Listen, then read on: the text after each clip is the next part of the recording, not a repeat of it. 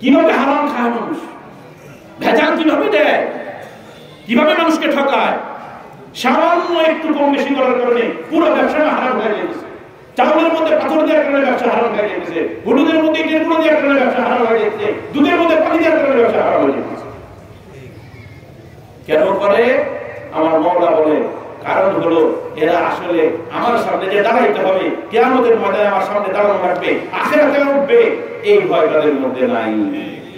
আখিরাতের বিশ্বাস যদি তাদের মধ্যে থাকতো তারা এইভাবে মানুষকে ধোঁকা দিয়ে বান্দার হক নষ্ট করতে পারতো না।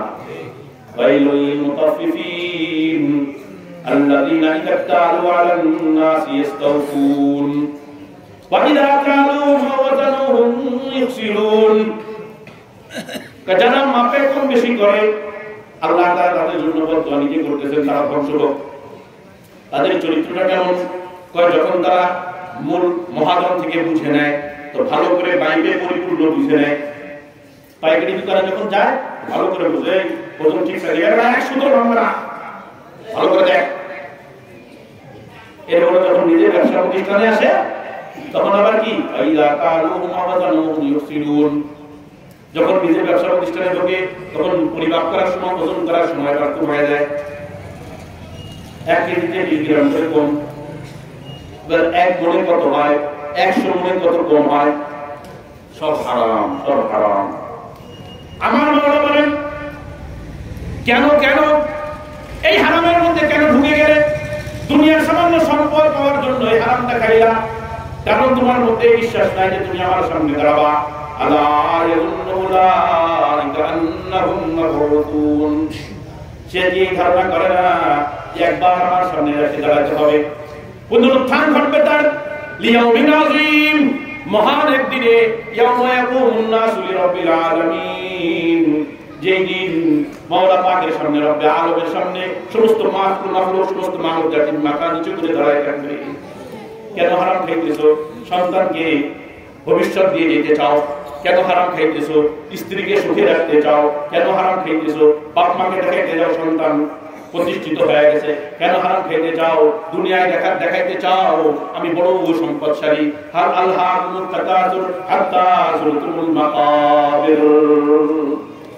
সম্পদের প্রাচুর্যতা নিয়ে অহংকার করতে থাকে, একসময় কবরে যায়, পৌঁছায় যায়।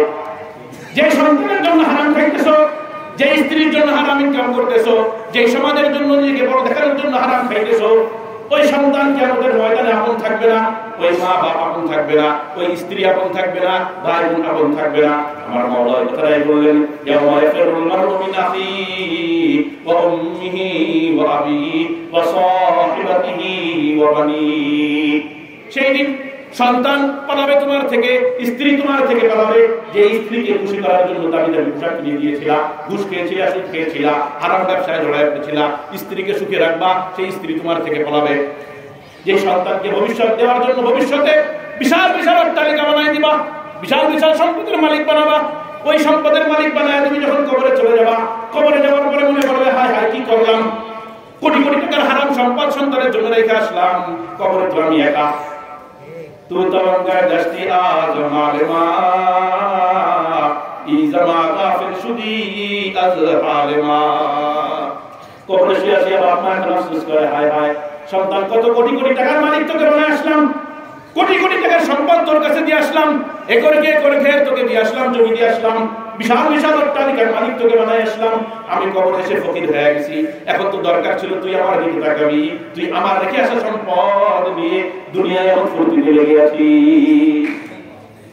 আমার মাওলা বলে হারাম কেন খাও? কারণ তোমার তো বিশ্বাস নাই। ইয়াউমা ইয়াকুমুন নাসু লিরাব্বিল আলামিন, রব্বে আলমের সামনে দাঁড়াইতে হবে।